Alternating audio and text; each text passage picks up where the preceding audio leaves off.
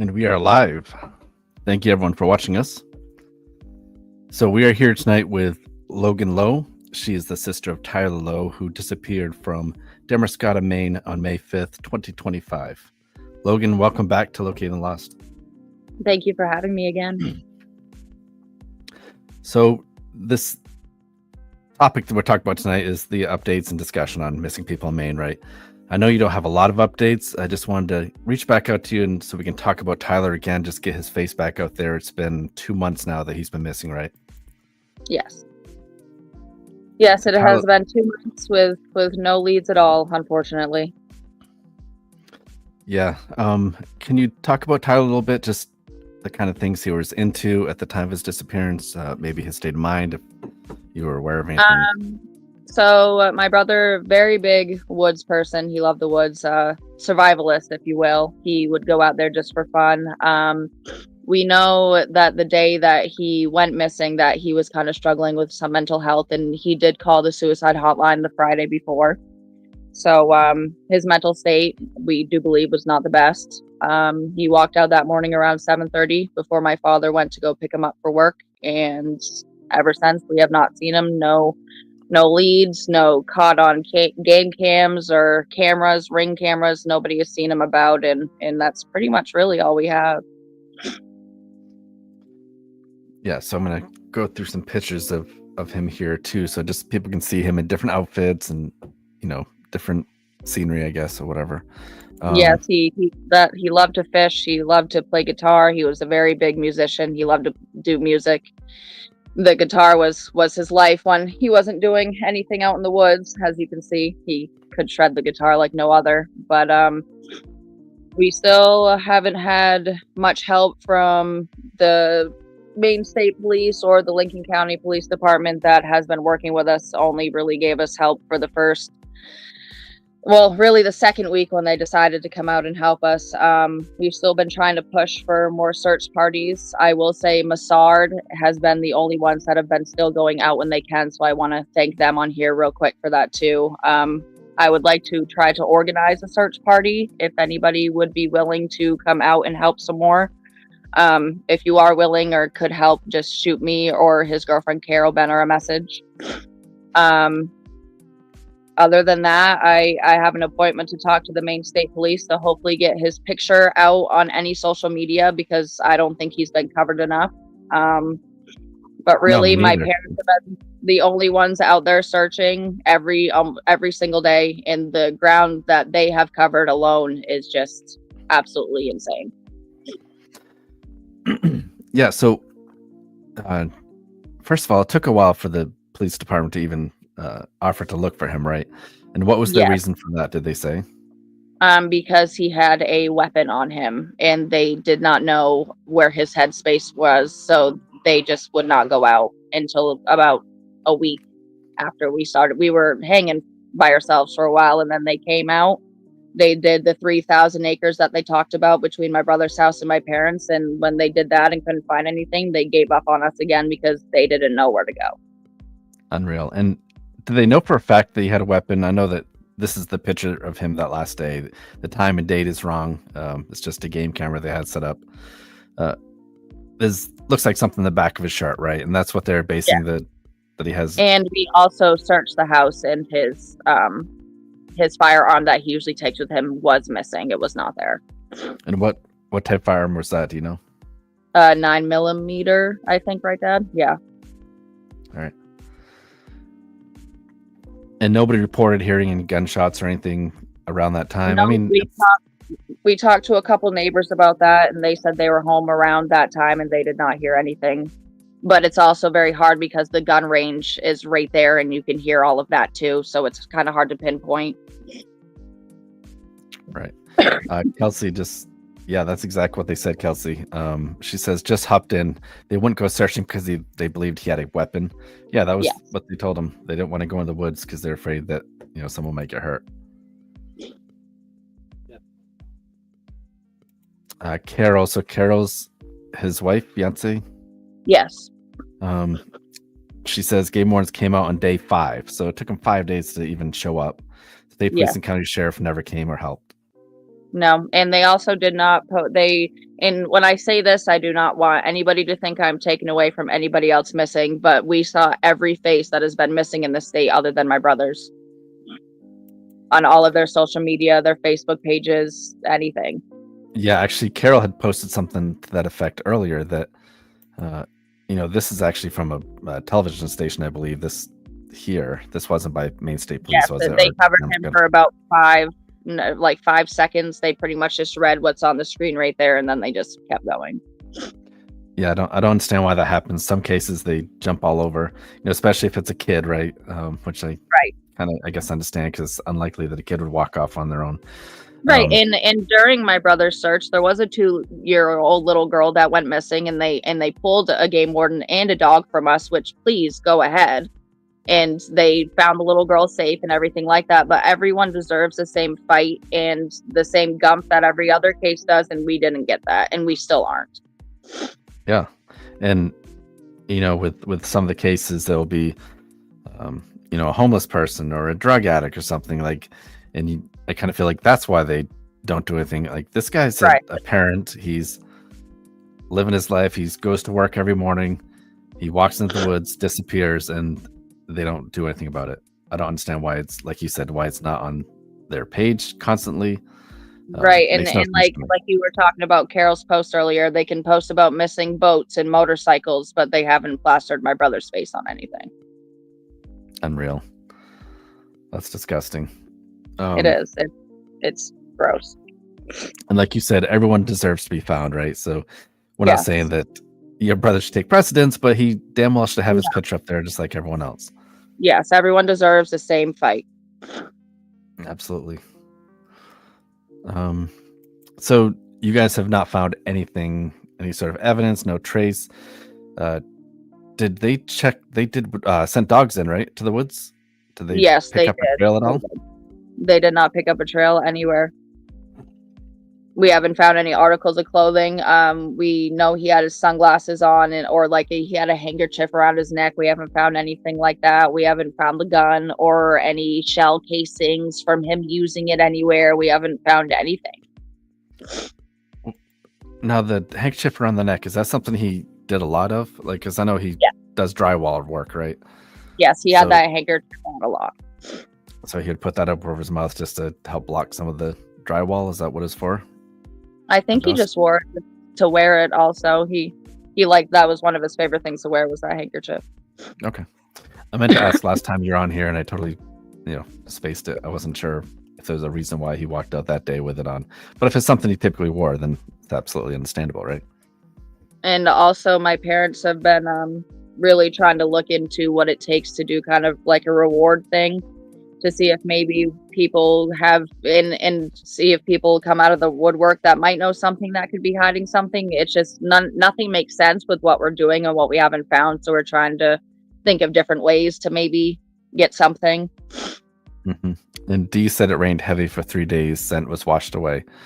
Yes, that is true in a lot of cases, but there has been plenty of cases where bloodhounds have found people after a lot of wet days, or I've heard stories of bloodhounds finding people like 30-40 feet underwater, and that's one thing we begged for, was bloodhounds, and we never got those either.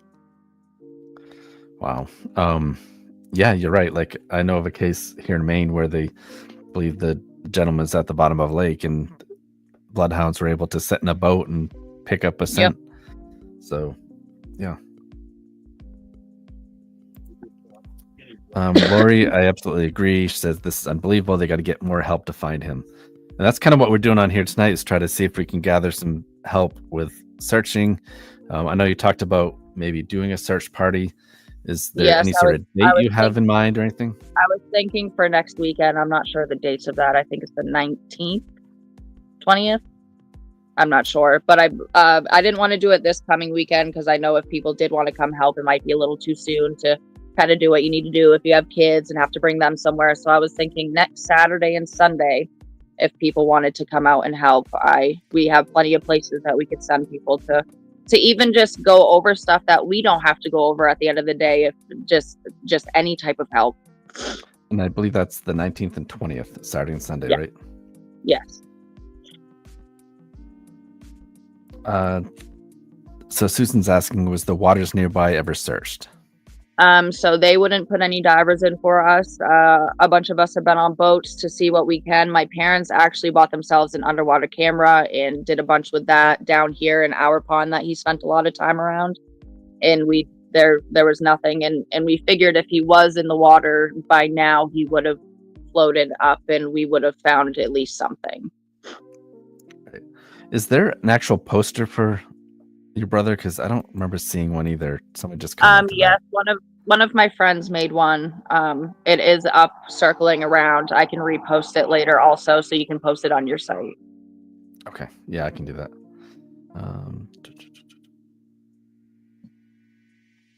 Yeah, Kelly said there's missing posters in Damariscotta. Yes, my friend went down and put them on all telephone poles, so when you go through Damariscotta, all you see is my brother's face. That's awesome.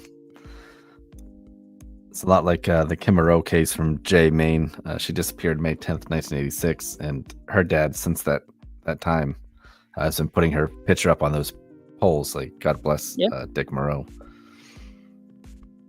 Let's see. Carol says state police denied a bloodhound since it wasn't a criminal case. Now their excuse is that it's been too long, but it's just their crap excuses. It's not been too long. I mean, for a bloodhound, I don't know how that works, but a cadaver dog they should be able to send out. Unfortunately, that's a real possibility. We've also talked to a bunch of other search and rescue organizations, like out of state, and one from Georgia told us that was bogus, and if there's a scent out there, a bloodhound could still possibly pick it up somewhere. All right, and have you reached out to Demi Search and Rescue? I have sent them multiple messages. I tried to call, but they have not gotten back to me, and I believe Carol has tried to also. The only other organization that's really been out with us has been Massard. What is it? Lassard? Massard, M-A-S-R. Don't ask me what it stands for because I have no idea. But they've been help when they have the extra time. They've gone out there for us a couple times. Awesome.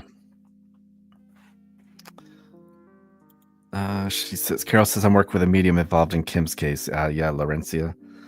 Yes, we have been talking to a bunch of mediums, and she has offered to come down and kind of go where he was last seen from the game cam and help us that way. And we've been taking some medium stuff into consideration when we're out looking. Yeah, I mean, some people might scoff at that, but I mean, you just want to find your brother. You want to find, your family wants to find your son. Carol wants to find her husband. Like, you guys just want to have an answer, bring him home, and one way or the other. Even if they could give us a northeast, south, or west, even just a direction would be something for us. And Laurencia, the one working with Kim's dad, she actually was the one that found the guy behind the bowling alley in Jay that had passed away. Yep. Yeah, she does great work, so hopefully she can pick up something for us. Oh, Peter, thanks for joining us again, Peter. It's Maine Association of Search and Rescue. Thank you, Peter. Is that what it is? Yeah. Yeah. Thanks, Peter. Good to see you on here again. Oh, wait. She's saying, Carol says Massard, Maine Search and Rescue Dogs, volunteers for trained tracking dogs. It's one of them. Don't ask me. I don't know. They're all invited. You're all invited to come to Damariscotta. Yeah, you're all welcome to come help. Has there been any rumors in town or anything? Like, is anyone saying anything, or is it? Because a lot of times with missing people cases, you'll get this idiot that gets drunk some night and starts running his mouth and saying stuff. Right. But nothing like that's happened, right? We've had one person say that he heard fighting and this and that between him and his wife, Carol, but it's just bogus crap through a small town that don't even matter. But other than that, no, there hasn't been any rumors of something that I should really check into or anything. No, not really. It's been unfortunately pretty too quiet around here or along the whole thing with him. So weird. So you're saying no one? Are the people talking about the case though in town? Like even the old guy sitting at a coffee shop. I get stares. I get hugs saying they're sorry, but really not much digging or brainstorming that I've heard. Really, I can't really say much. I don't really leave the house unless I'm out in the woods. But other than that, do you mind sharing things that psychics have told you? Just a couple of things. One thing that she said, one of them did supposedly connect with him, and one of the things that he was doing is he always has sunglasses on, so he was kind of like shining his sunglasses at her, trying to get her attention. But the biggest thing that kind of is messing us up is if they did really connect with him, he said he doesn't want us to find him. And if that's the case, and that's really what he believes, and that's really what happened out there, then I don't know. Yeah. But the woman that's working with us, she comes down and she helps search, and I think that is a wonderful thing. Are you talking about Laurencia? Yes, I think that is amazing. I'm probably butchering her name, Laurencia Bourget, but I probably just butchered her name. Dustin, do you know who Dustin Broad is? Yes. He says people made up a lot of bad rumors. And if that's the case, I did not hear them. I think I kind of tune most people out when I'm out and about anyway. Carol says lots of rumors, but we all know what's true and what isn't. There are a lot of people who don't know what's going on because they don't have social media. Yeah, a lot of people around here in our little town, it's not much bigger on social media. It's all older locals or people that just don't care about social media or anything. The campground in Damariscotta, Pemaquid, did that open up that same weekend or around that same time? Dad, when does Pemaquid open? Memorial Day weekend, he believes is all right, when. So that would have been around the 20th, I think, of May this past year. Yeah. All right. Stephanie had mentioned you would have gotten larger influx of people as tourism rolled in.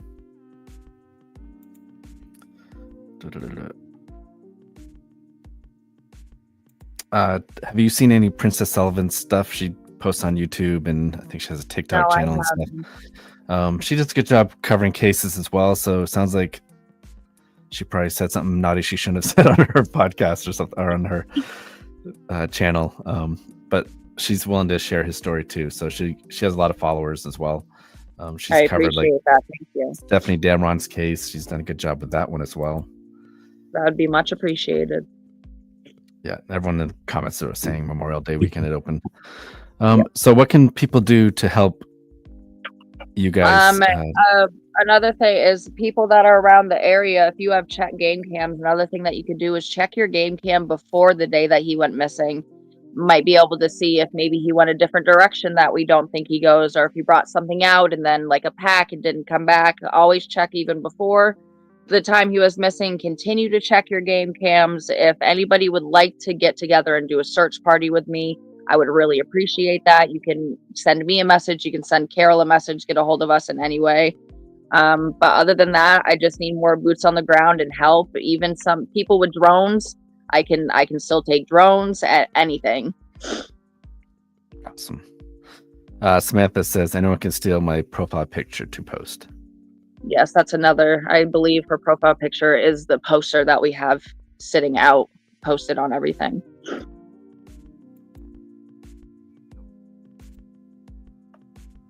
Steph says that is where I've seen Princess Sullivan. Yeah, Stephanie Damron's case, she covered that, and Eric Foot's case from up in that same area, Presque Isle area.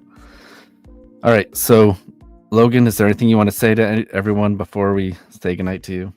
I just want to thank everyone for tuning in and continuing to listen to my brother's story, and the ones continuing to share it. I just want to say thank you, and if you all could stay and listen to the other two gentlemen's stories, they deserve to be heard too.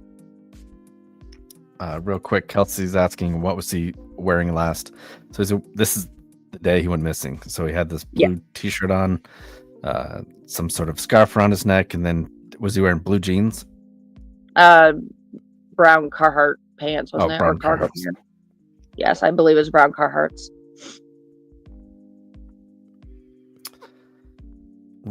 Another thing real quick. We talked about this last time. It was taking still images, right? Did you guys figure out how long in between the pictures the pictures taken?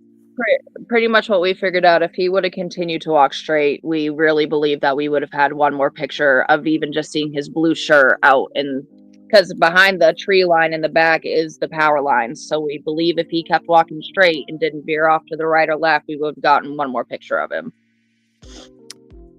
So what does that tell you? What do you think? happened? He went another direction somehow? He could have went left and then hopped on the power line, could have went right, doubled back to his house, hopped over the road. It doesn't really give us much more to go on. And he had made a statement, oops, sorry, didn't mean to throw that one up. He made a statement to something about if he decided to harm himself, that no one would be able to find him, right? And that was the suicide hotline. He told them that. That was one of the only pieces that they could allow us to have when we called them for what he said. Yeah. So I'm almost wondering if this is him staging him going in this direction, and he's, like you said, thought of that. We thought of that also. He could have hopped the road and went the other way. He could have went totally the opposite direction. It could be anything. Tyler, man, if you're out there, just come home. Your family needs you home. Just want to show that picture one more time. Tyler Lowe, missing since Monday, May 5th at 7:30 a.m. 34 years old. He's about 5'10". Is that how tall is he? 10, 5'9", 5'8". He's a little shorty. 5'8", 5'9". He'll tell you it's 5'10". Yeah, exactly. That's what I do. Yeah. But yeah, just sad story, and obviously we pray that he comes home and you guys have answers that you need, and we'll continue sharing his story for you. Thank you guys so much, and thank you everyone for tuning in. All right. Thank you so much, Logan. Of course. All right. So Graham's mom was supposed to be joining us tonight, but I have not heard back from her. I spoke to her yesterday. I don't know if she got tied up with something, so she may not be joining us tonight, so you'll just have to listen to me. Jeff was not able to make it tonight. He got called into work. Let's see.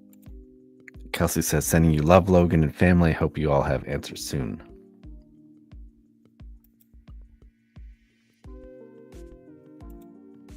Carol says, the medium said he doesn't want his parents, Logan or I, to find him, but he wants to be found. So that's just another way, like, we need help down here. We need volunteers. We really shouldn't have the parents or his fiance or sister to find him.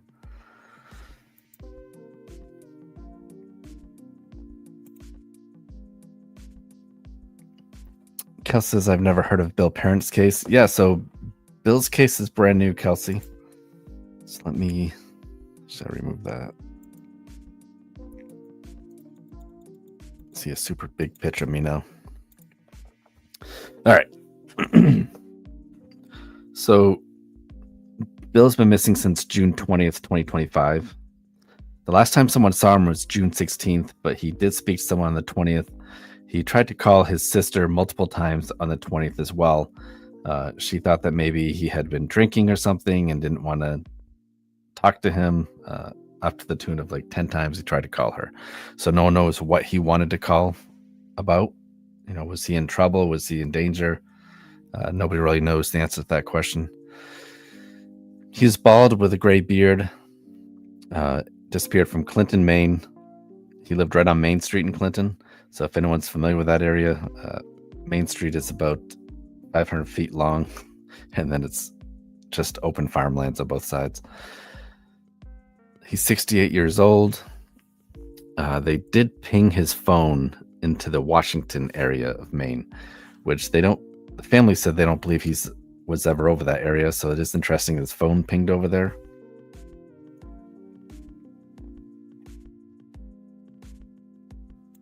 Stephanie says, that is odd. Graham's mom is very proactive. Graham actually went missing very close to where I work. I used to work in the same place and keep my eyes peeled. Yeah, thank you for, constantly be looking for him. I do the same thing. Every time I drive by someone that fits the description, I stop and double take to see if it's him. She, up until yesterday, she said she'd be on. It wasn't going to be a problem. So hopefully everything's okay with her. It's another picture of Bill with his beard shaved off. He does have a beard at the moment, or when he disappeared, he did have his beard. 68-year-old guy disappeared in the middle of Maine. Very little talk about him too. There was multiple days that he had been missing, and it wasn't reported till about 5 days later. He has no car, He has been known to rent vehicles before, but they would have to have, the license would have had to have been used to rent a car. He does have a bike, but the bike is there, to my knowledge, still at the house. He has no other form of transportation. Someone had asked about an ATV, nothing like that. And Kelsey's asking, did they ever end up searching around where his phone pinged, even if they believe he wasn't in that area? I don't think they ever did, Kelsey. I mean, Washington's a pretty vast area in Maine. Not much around there.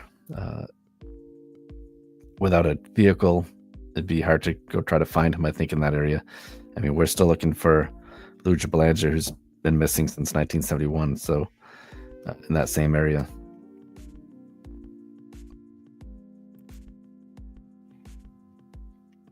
Initially, when I spoke to his sister, she had reached out to the page and asked us to make this poster on the left. The initial poster had mentioned that there was no mental health issues that would prevent him from coming home. But then after speaking to his niece, she did say that there were some things that may have caused him to wander off or whatnot.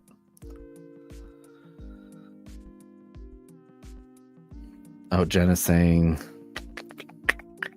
yes, they did, but where it was pinged and they did not find anything as of yet. Okay, good. So they did search that area. Janice, do you have any idea whereabouts in Washington that was? Is there anything of note, or is it just on the side of one of the roads out there, just woods?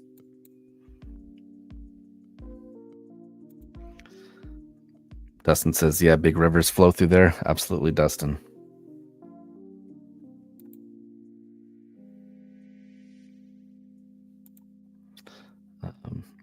And I don't know a lot about his mental health.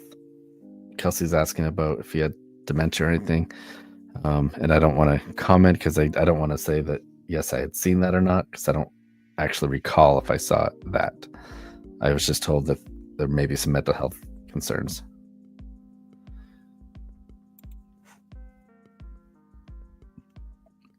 Dustin says, you got the Maine River and the 15-mile running into it right into Clinton.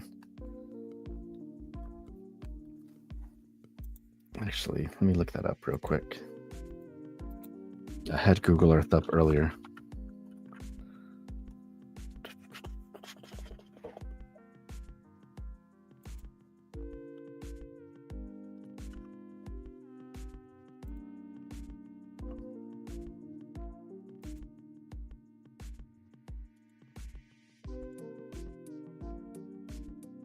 All right, so Main Street is right here where that red dot is. I don't have his exact address either.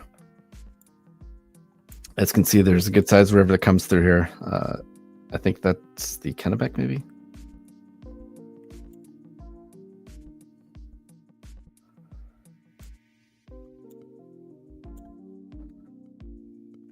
Janice, do you know if the river has been searched yet for Bill?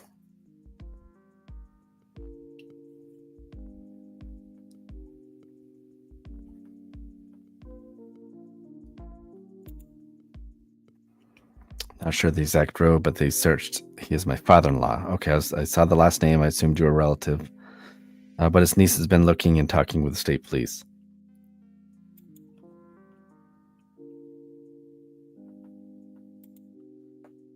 Trisha Vaughn said, heard something this case. Oh, she's not heard.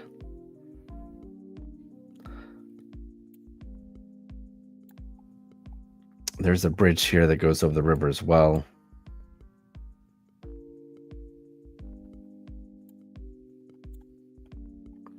I would think the smart thing to do is to search that river thoroughly downstream.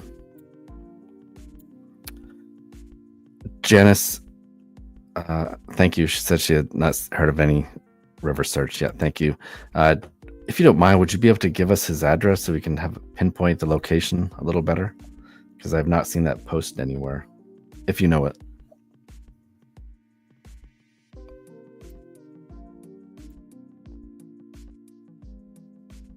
And thank you, Janice, for being on here and helping clarify some of the stuff up.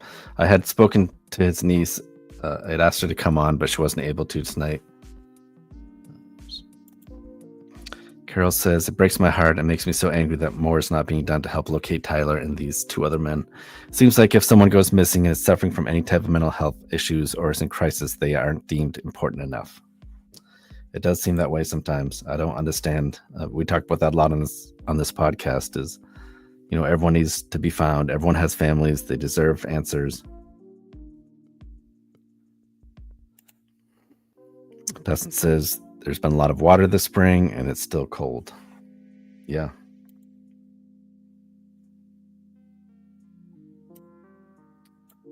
I'll put back his face. All right. Thank you. Janice just gave me the address.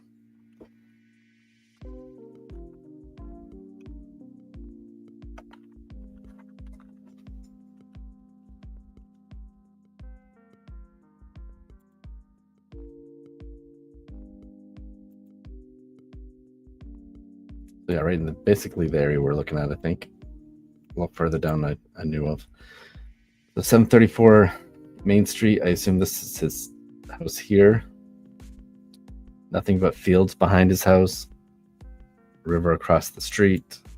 I mean, that's just the vast area. Wide open.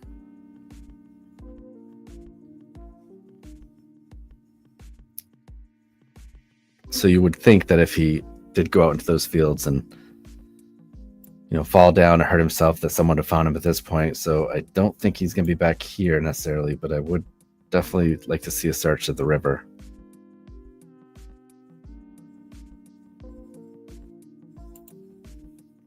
Kelsey says, Carol Benner, I agree. Seems like the state's dropped the ball on any adults missing or even teenagers as they are. Yeah, they always deem them as runaways, right, Kelsey?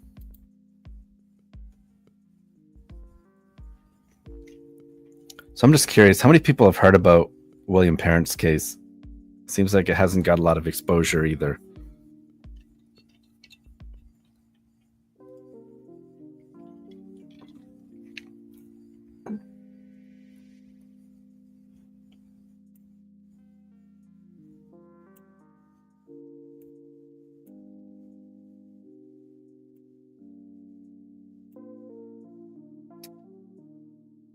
Janice says, does he live in a trailer? I think that's what that might be. It does look like a vehicle in the yard too, if this is the correct location.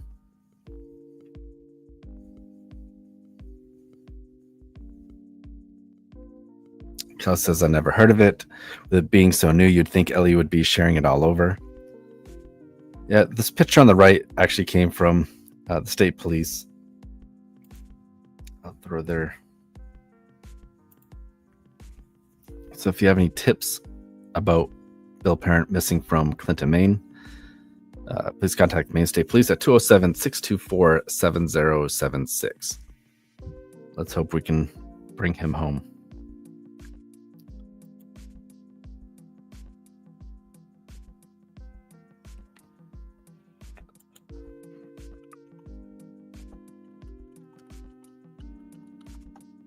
And it looks like Tammy will not be able to join us tonight to talk about Graham's case, so I'll just go over the case with you guys. I do have a quick video I wanted to show you of Graham as well.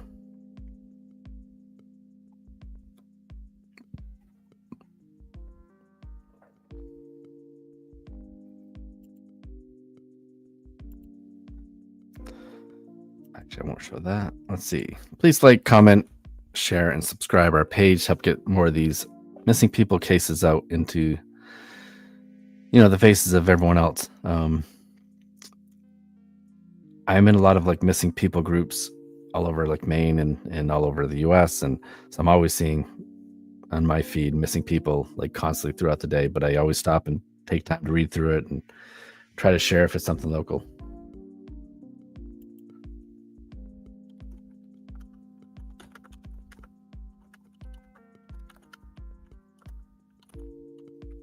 She might be able to join us.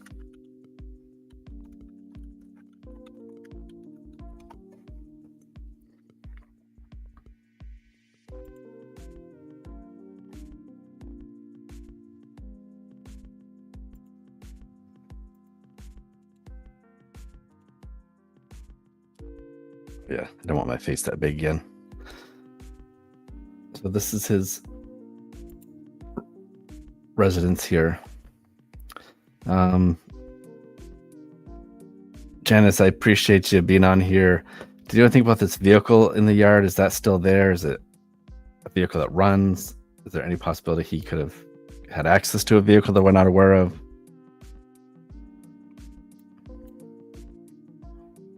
Looks like he's got a couple close neighbors, so if he had some kind of medical issues, he could have walked over. Well, assuming he could have gone over and gotten help with somebody. This looks like a tornado hit this house here.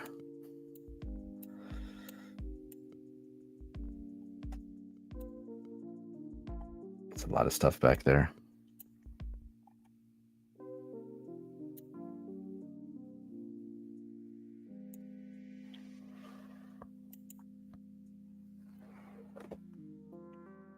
Please keep your eyes open for Bill Parent, guys. 68 years old from Clinton, Maine.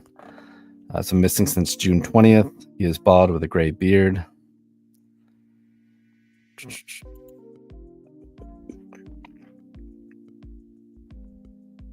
He looks really familiar to me.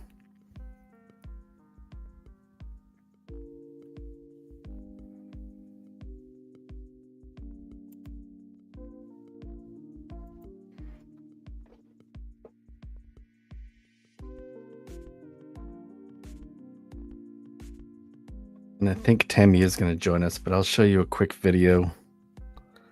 Hi,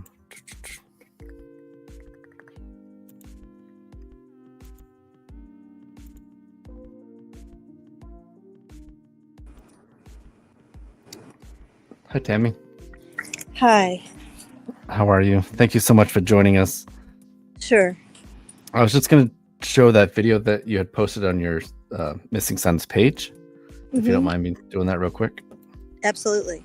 I grieve his absence, but we are committed to the possibility that he's out there and needs us to find him. It's really hard, especially in the wee hours, not to worry about what he might be experiencing, how much he might be suffering, whether or not he's warm or dry or any of those things. But, you know, I know there's no value in worry. Any energy that would go to that is better used toward looking for him or doing something that might help us find him. The idea that we will stop, it makes no sense to us. We will continue to do what we do until we find him. For Salt Radio, I'm Jackie Fulton. Oh, let me turn this off. Sorry.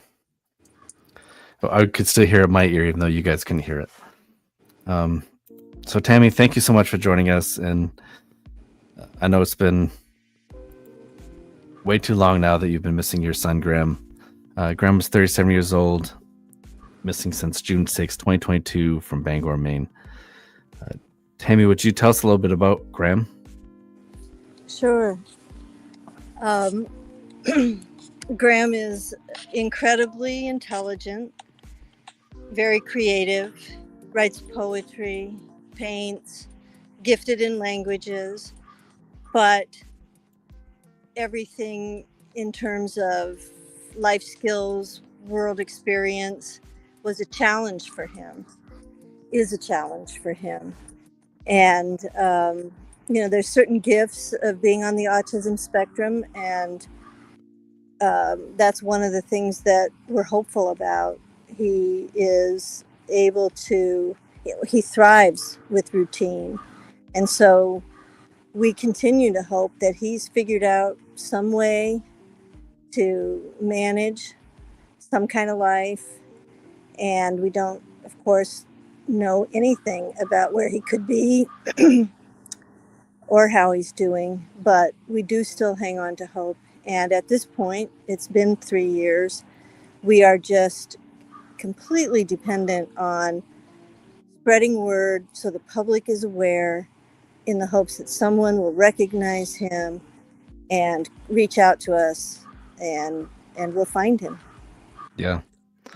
And has there been any confirmed sightings of him since the day he disappeared?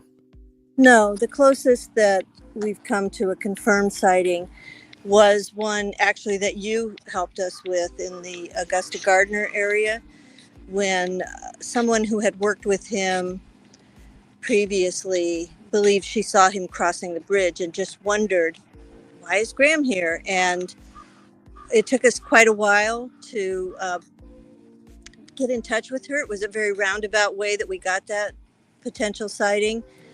But there were 2 other sightings in the area, and we had some sightings of a man, some false sightings of Graham that were a man who did look a lot like Graham.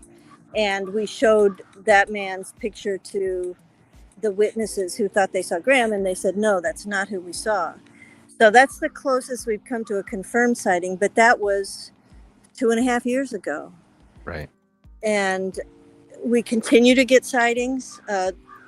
We've had to wonder, how far could he have traveled?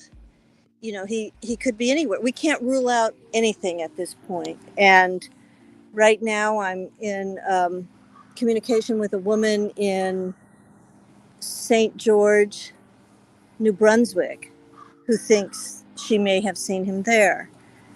My husband and I, Graham's stepfather, Jack, and I have spent a fair amount of time in New Brunswick, and we do have another page follower who's distributed a lot of materials for us over there.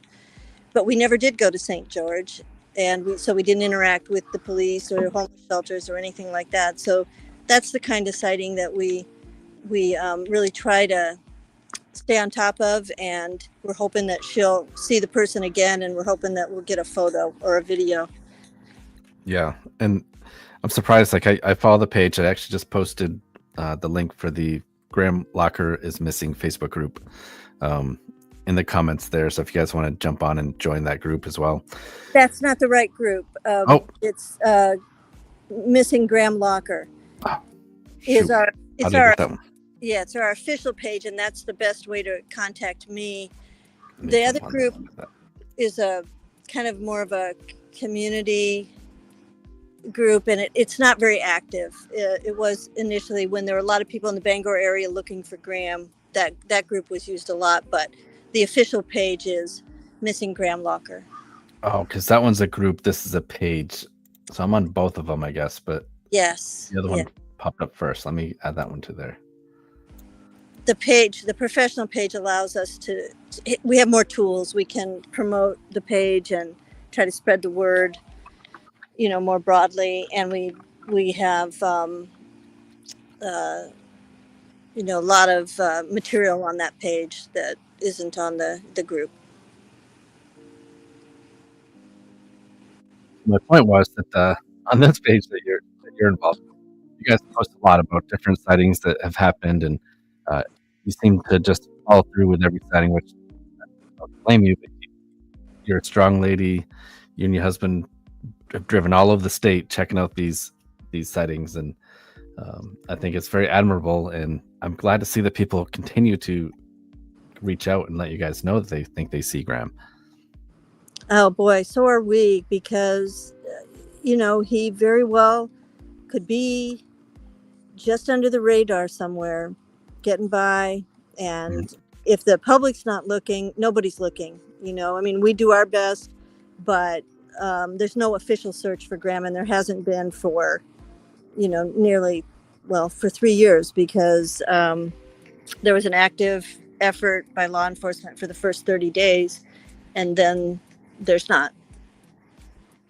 So are they considering him just a missing person, and then they're going to wait for a tip to come in, or do they? I don't even think it's I just have talked to so many people who have tried to contact law enforcement with a tip, and they get sent in circles, or they learn nothing, or I know that police don't necessarily have time to call back everybody, but that's why we ask people to contact us. It's it's great to call authorities, because there are certain law enforcement individuals who will go out of their way to try to follow up on something, but there's no guarantee. There's a lot of law enforcement agencies that are too small, and then conversely, there are some that are so large it's just not a priority to look for a missing person. So we always want people to contact us if they ever think they see him, and to send us a photo or video if they possibly can. And then if we reach out to law enforcement, they, with some reasonable sense that it might be Graham, like we couldn't eliminate the photo or something because it resembles Graham and there's not enough clarity, they might get involved at that point. But we feel at this point it's very important to reach out to us directly with any of that information. And I do want to say, I feel like I haven't really said this on the page, but if you do call police, if you do call 911, at this point, it is probably better to give them the NCIC number, that is on a lot of our materials on the page, because that's a direct link for law enforcement to look up the case. Maine apparently doesn't keep their silver alerts active. And, a silver alert was issued for him, but I don't know that saying, he's the subject of a silver alert would make much difference to law enforcement 3 years down the road. So let me see if I can find that. And we are trying to change that in Maine. We've been working with a legislator to get legislation passed that would improve the way law enforcement treats missing vulnerable people. And, we're hopeful that there'll be some improvements. Of course, it's too late for us, but it might help somebody else in our situation in the future. Right.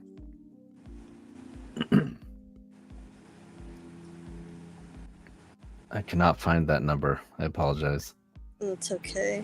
I can't rattle it off the top of my head, but it is the most recent post I did. It is on the little flyer that is posted right under call 911 is the NCIC number.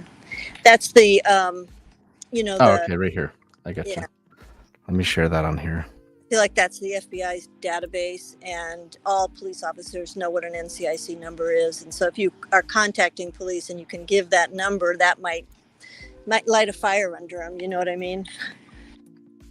So it's right here. So the NCIC number is M3968-25302. Yes. Thank you for clarifying that and letting them know that's what they should be saying to law enforcement when they do reach out. If they do call police, that I think at this point that's the most direct way to convey who Graham is, because that file will contain all of the important information about him, his case. This the sighting that happened in Orno, did you guys clear that one as not being him? That is amazing. Like that. I know. This was seen by a woman who from day one was out in the field looking for Graham as a DME volunteer, or maybe just on her own. I'm not sure, but she's definitely been a big help to us all of this time. And she was just watching video of a parade, and that caught her eye. And it's an amazing catch because it is so eerily similar. But what she then did was ask other people to send video of the day, hoping to get a picture of the person's face. And I don't know that we ever got video that showed this person's face, but we were able to resolve it because of a couple of different things. When the woman who sent this to me went to the area, she asked someone to stand next to the railing so we could get a height estimate. And what she asked was a woman who was 5'8", and the person in this video might actually have been a bit shorter than that. And then after we posted it, this person's mother said, yes, that's my son. And he was there that day. And, the other thing that we thought tracked as being like Graham was that he wasn't interested in the parade at all. He just wanted to keep going. And she said her son was like that too. So, Wow, how crazy. it's a bunch of, amateur sleuthing on our parts, but it's pretty amazing what we can find sometimes. And we sure appreciate it, all the input that we get. Yeah, it's great that, to, like you said, it's a great catch to be watching the video and say, hey, wait a second. So yeah, really good. So do you have any updates at all? Like what's the most recent sighting that you have been able to confirm? Well, the one that I just mentioned to you, so it's within the past 2 weeks, she's seen this person in St. George, New Brunswick, and she's gone back to the place. She actually saw him in 2 different places. She's gone back to both of them, and she hasn't been able to find the person again. She will get a photo to me if she can, and so that's the one that's on my radar right now. Yeah, I bet. The way that she described him, people are often pretty sure they're seeing Graham, and he does have, some characteristics that a lot of men share, a beard, a mustache.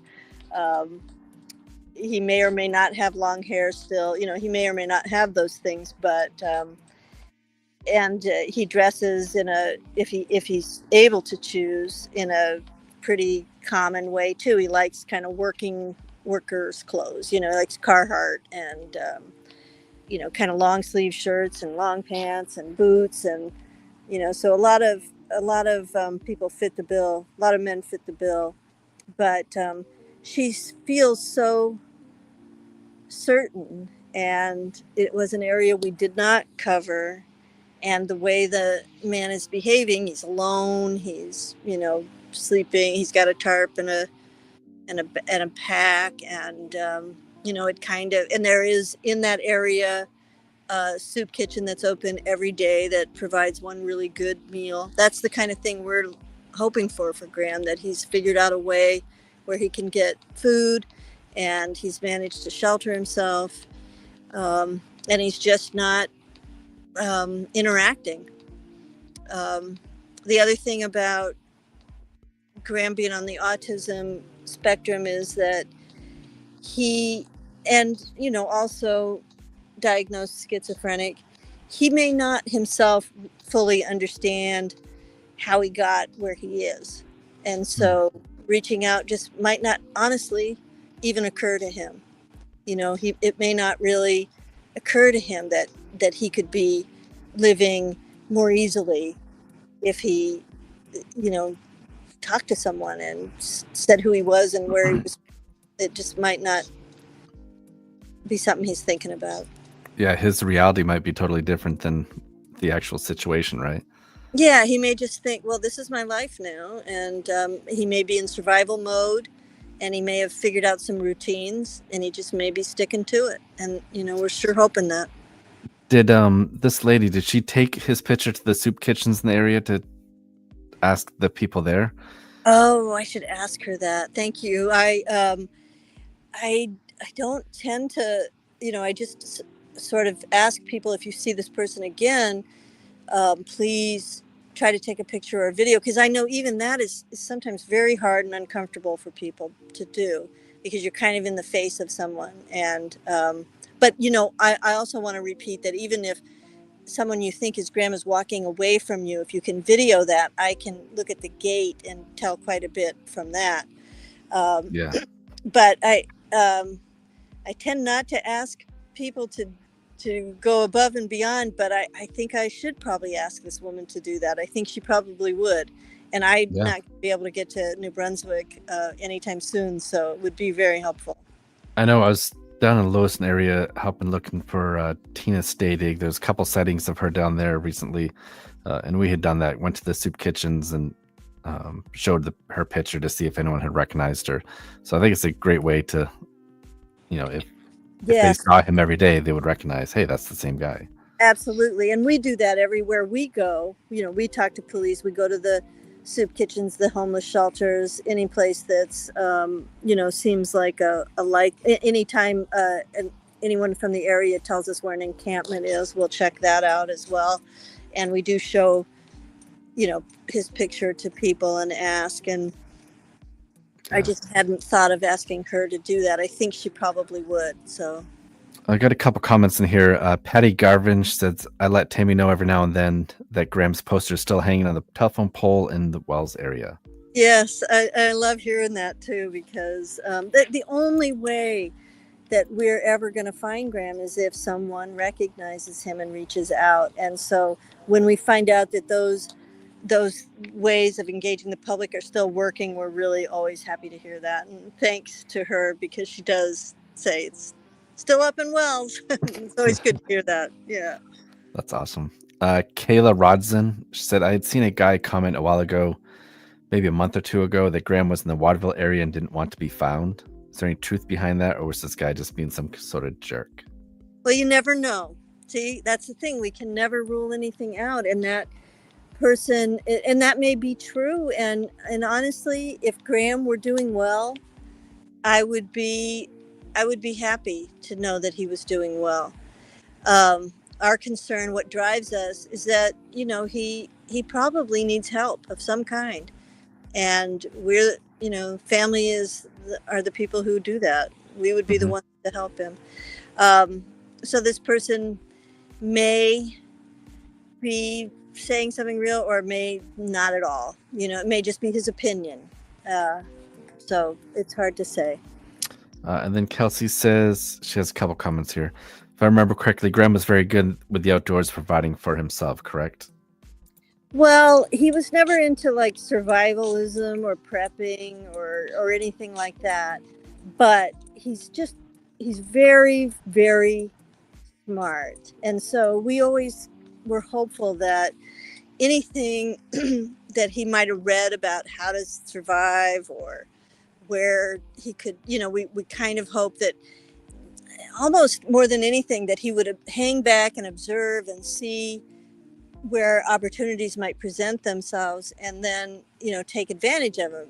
Like if he saw that if you stood in this line, they gave you a bag lunch, that would be the kind of thing that I think he would be patient enough to sort of observe. And then he also likes routine, so he would repeat it, so we're hopeful that some of those skills come forward. He's not, he grew up in the woods and we certainly spent a lot of time in him, but he never specifically studied how to survive in the woods.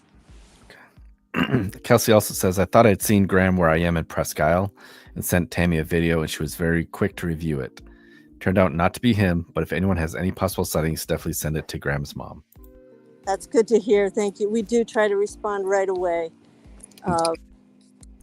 And if there's ever one that is compelling or we can't eliminate the picture or video because it does resemble Graham, then we will go there personally and pursue it, if at all possible. Cheyenne says, I have his picture on my fridge. Helps me remember him to keep searching for him every day. Oh, thank you so much. But Tammy, we really appreciate you joining us, and obviously we'll continue to share Graham's story, his pictures. If you do have any updates, please let us know. I will. Thank you so much. Yeah. Thank you, Tammy. Have a good night. Thanks. All right. Don't want to be big again. That's really large.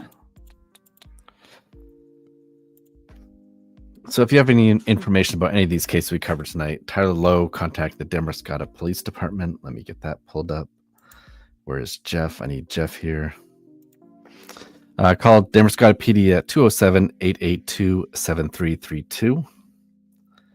And then with Bill Parent, you can actually contact the Maine State Police at 207-624-7076. Bill's missing from Clinton, Maine. And Graham Lacher, actually, she wants you to contact her through the Facebook page that I had posted in the comments section here. Let me repost that.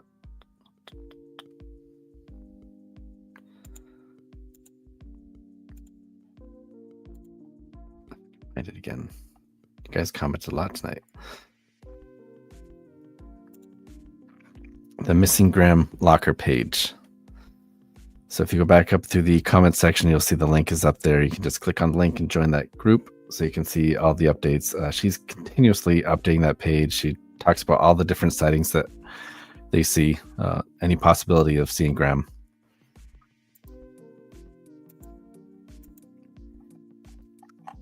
Any more questions, comments? My heart and prayers are with you, Tammy and Graham. Absolutely. So thank you, everyone, for tuning in. And please continue to share the stories, the posters of these missing people. Everyone deserves to be found.